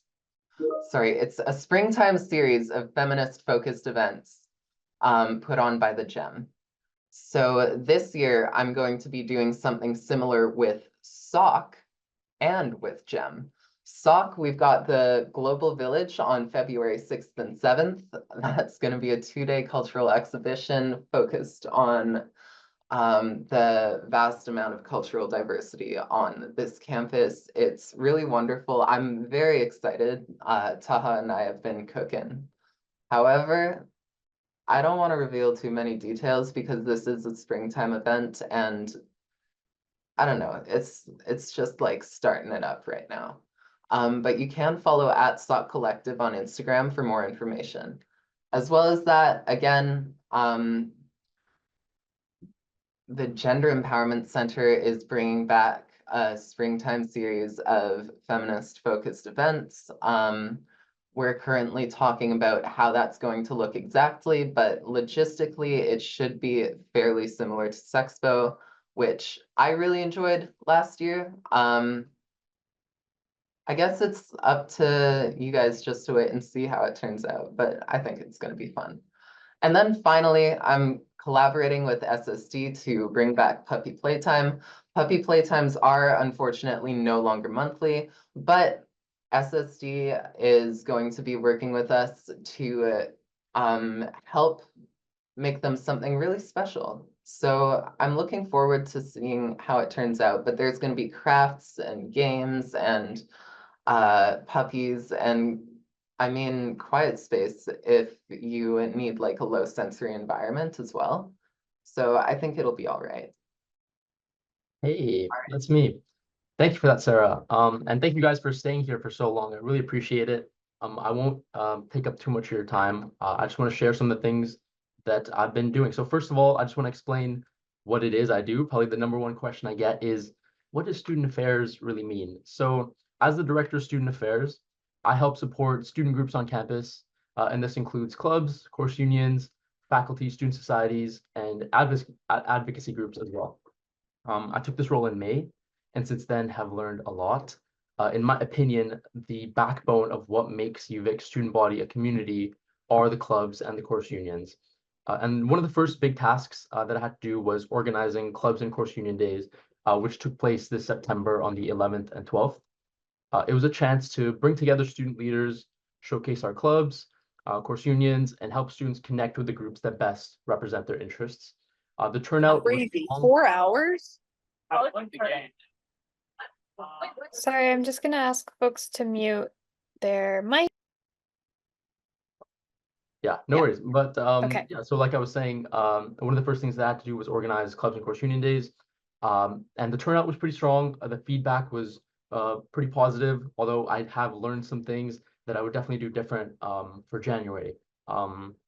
Yeah, and so what I've done is I've focused on funding by emphasizing transparency and fostering open discussions during council meetings.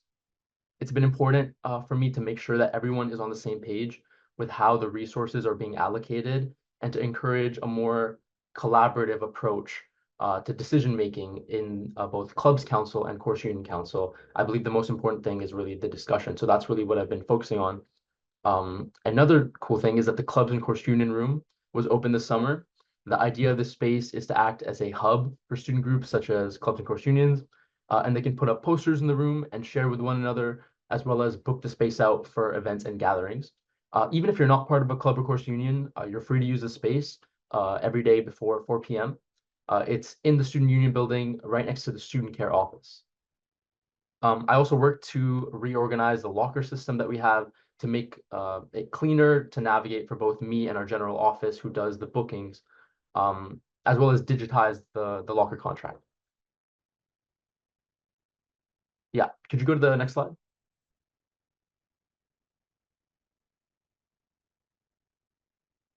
Oh, wait, one back.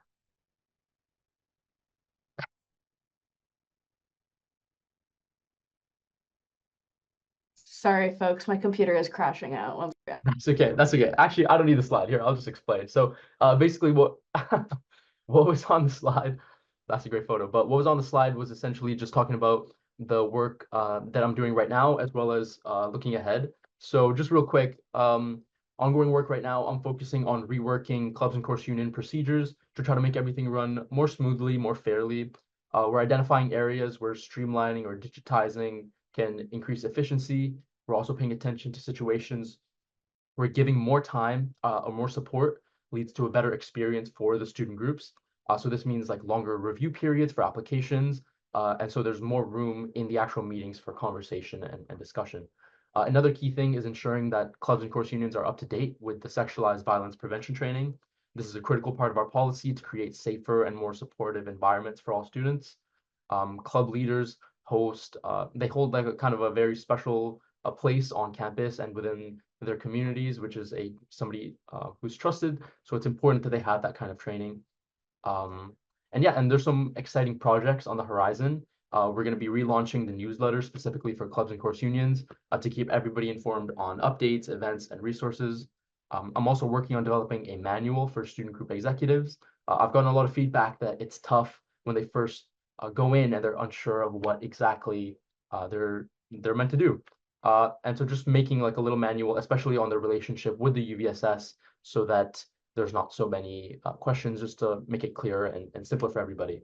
We're already in the early stages for planning of CCU days in January, hoping to build on the success of past events and kind of implement some new interesting ways of like outreach.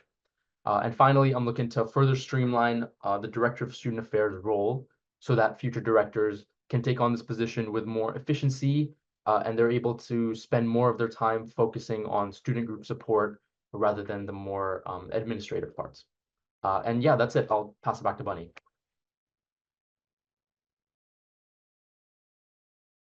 It'd actually be Carrie, although I am the chair of the board. All right, I will pass it back to Bunny to go over the next prize. And I'm back. All right, we are going to draw for the next prize. One moment.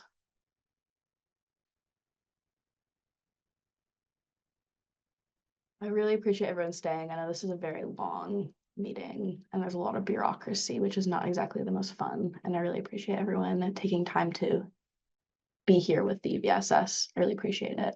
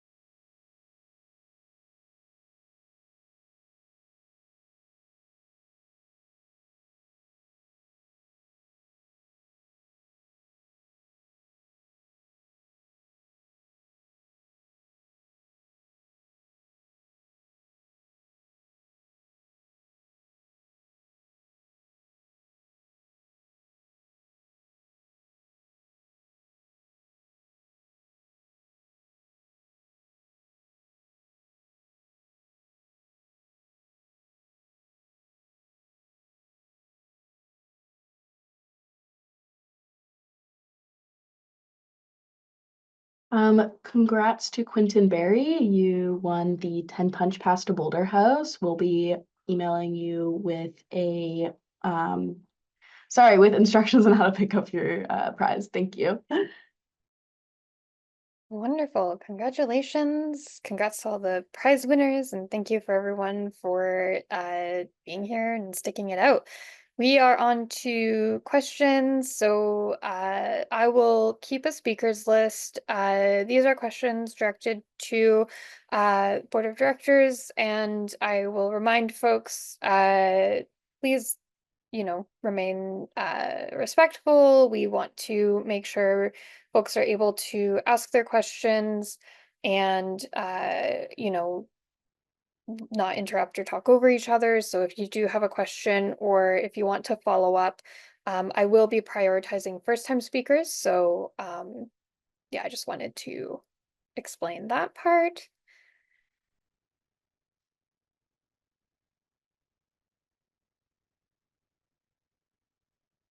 Give you a moment. Okay, I see Kelvin has a question. Are there any plans in place right now to increase engagement for AGMs, maybe by moving it to a time slot that's more accessible? Because I find that the repeated 10-minute recesses to scrounge together people get in the way of the progression of the meeting.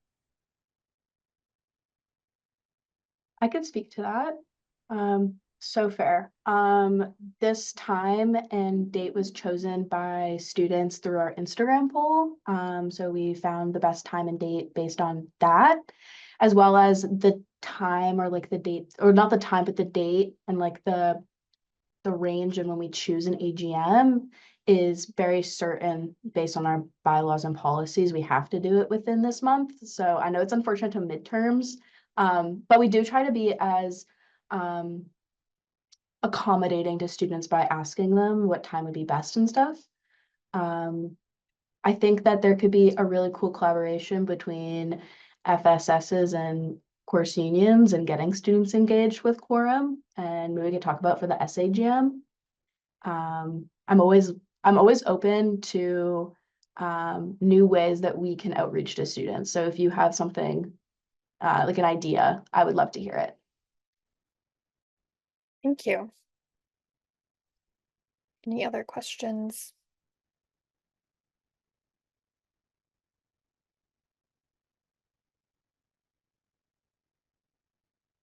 Not seeing any. There's 30 minutes allotted. However, if there's no questions, we will proceed to the next item on the agenda. So last call if there's any questions. Oh, I got a question asked to me in my private message. Is that okay still? do you want to answer it here? Or if it's a private message, you could answer it privately. So it's up to you. Okay, I can answer it privately then. Okay, no worries. Okay, seeing no further questions, I will go to the next item on the agenda. So that is announcements. And in this, there's announcements, we move to the adjournment. I am seeking any announcements from, okay, UVSS, okay. None. Then we will move to adjournment, which we have exhausted the agenda. So I will call this meeting adjourned. Do you want to vote on it for the sake of voting one more time? Okay. You don't technically have to, but okay. So I'll take a motion to adjourn, moved by Bunny, seconded by Isabel Easton. Thank you. We'll go ahead and vote.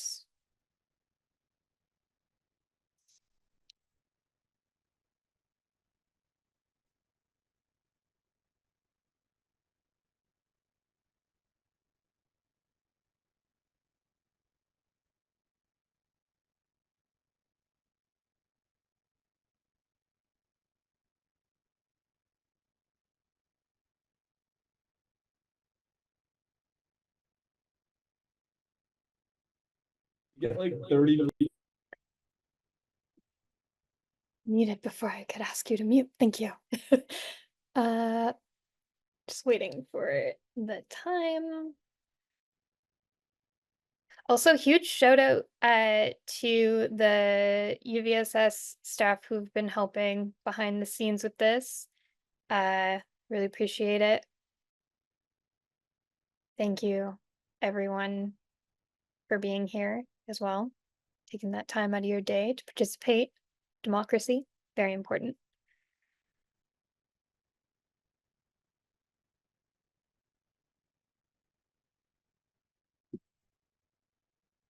Aw, you're welcome. Happy to spend an afternoon chairing an AGM. So the motion to adjourn has passed. The majority of votes were in favor. For those who want to keep the party going, I'm sorry, but you will have to move your meeting somewhere else because this one's adjourned. Congratulations on a successful AGM and good luck on your midterms and final exams. You're going to do great. Thank you, everyone.